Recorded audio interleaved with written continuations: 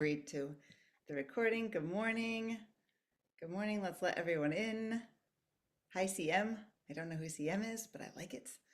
Okay, good morning. We're going to get started right now. Welcome back. Today's topic of inspiration, we're going to be talking about what to do when your best needs to get better.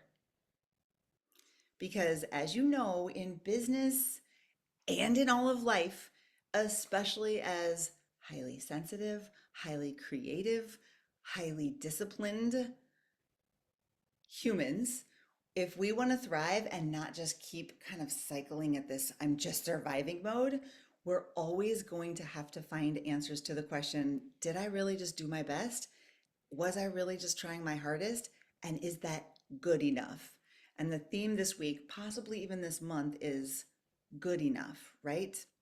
So, or enough in many senses, like enough money, enough time. Am I too busy? It's kind of this secret way of this enoughness showing up. So, in the beginning, for me, and I'm pretty sure for everyone I know, of both business, building my business, and in the tougher moments of life, it is very normal for our precious, sensitive brains to think the answer is no, that was not my best, but I'm too tired or I'm too whatever to do any better. Or worse, the brain offers us, yes, that was my best and it wasn't good enough. And that thought, yeah, I was trying my best, I was trying my hardest, and it's not good enough, is a dream killer. It is a buzz killer. And we get down on ourselves and we want to quit, and we know the drill. And then we solve for that. We solve for those emotions and those feelings when we think that our best wasn't good enough. Sue, welcome to the call. We are talking about how to make our best better without pooping all over ourselves today. And we solve this problem. Oh my gosh, y'all are just rolling in late. Okay, come on in, everybody. We're pausing. I don't like to pause because this is my time to give it at you, but I'm learning. Hi, good morning. Okay, everybody, we're starting over, just barely. I want to clue you in that we're talking about when your best needs to get better and how to go through that process without feeling like dog poop all the time. Okay, so we all know the drill that in the beginning of something, building a business, parenting, trying anything new, we're gonna suck at it. And if we are adults, we've probably become good at some things and we have some skills. And so we don't like sucking. We're very bad at sucking. We watch our kids suck all the time and we're like, good job, honey, keep going. And they're like, thanks. This is normal. But us adults, we have feelings, we have sensations on our body when we're not good at something. So we have to always be answering the question, was that my best? Was I really trying my hardest? And when our brain says, no, that was not my best, but I can't do any better, or I'm too tired, or I'm too overwhelmed, or worse, when the brain says, yes, that was my best and it wasn't good enough, what happens next? We usually get down on ourselves. We want to quit. We know the drill. It's not pretty. We do the like scrolling, we check out, we drink something, we eat some sugar, we pick the fights, we do the meltdowns, which is actually a good sign because it shows us that turning on ourselves and answering the question, was my best good enough? No, it wasn't. It's gonna cause us pain and suffering of emotion because that is success leaving clues. You've ever heard that saying, leaves clues? Part of that is when you feel like poop, because success is saying wrong direction. That's not going to be helpful to us. The future you is saying there's a lie you're believing in there some way. And our emotions and our results show us whether we're going in the wrong direction or the right direction. So, what's the fix? What do you do when your best needs to get better? Since today is business focused, I'm going to give a business example, but know that I'm talking about everything: parenting, relationshiping, calendaring, exercising. This goes for everything, okay?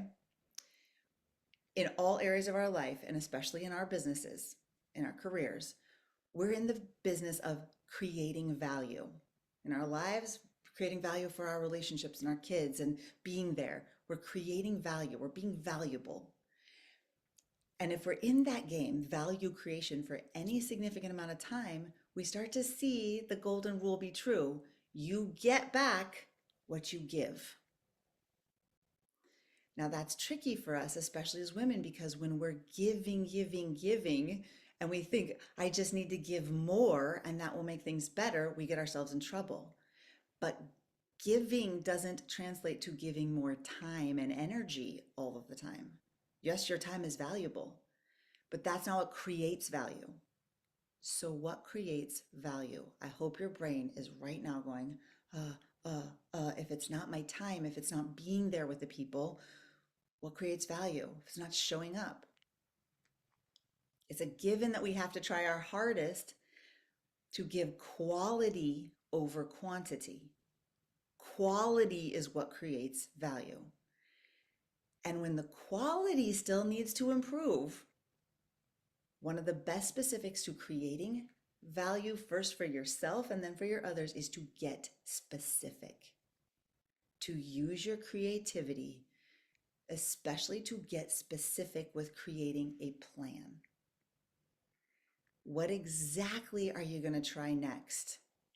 And when exactly are you going to try it? That might be, I am going to put a bath in for myself, a nap in for myself. And it's going to be at this time, and it's going to be like a doctor's appointment. I'm going to walk into my room.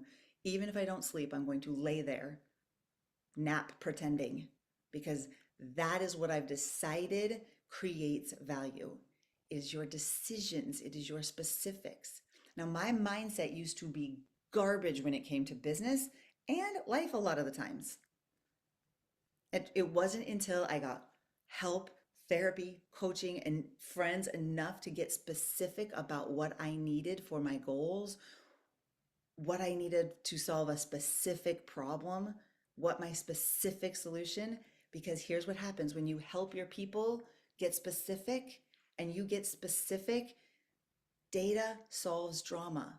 And you get to go from tolerating your life and tolerating your schedule and tolerating even vacation planning to enjoying that process. Because we kind of get in this loop where we get addicted to the stress hormones.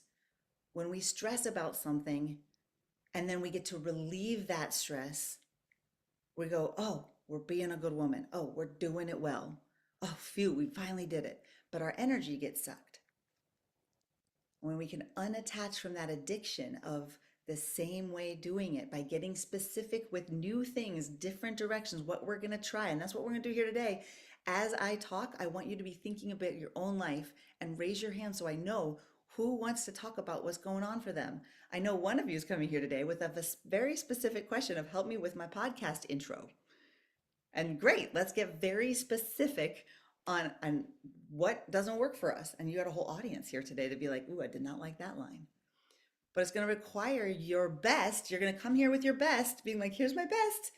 And we're going to be like, I didn't like this. I didn't like this. And you're going to want to say, oh my God, I suck at this.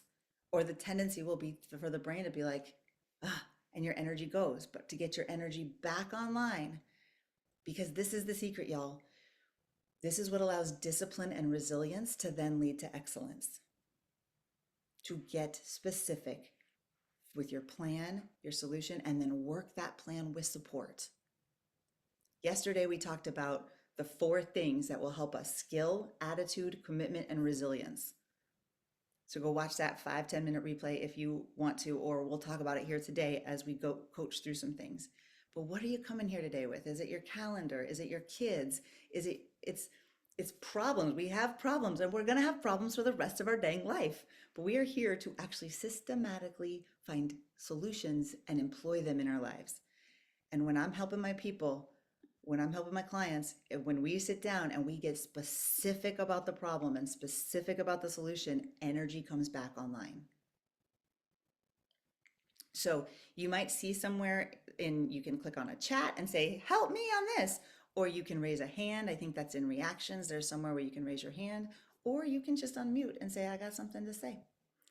So shall I call on you to see what you want to talk about? Or does anybody jump in? All right, then we'll start with Melissa. Melissa, let's go. Let's pause this recording.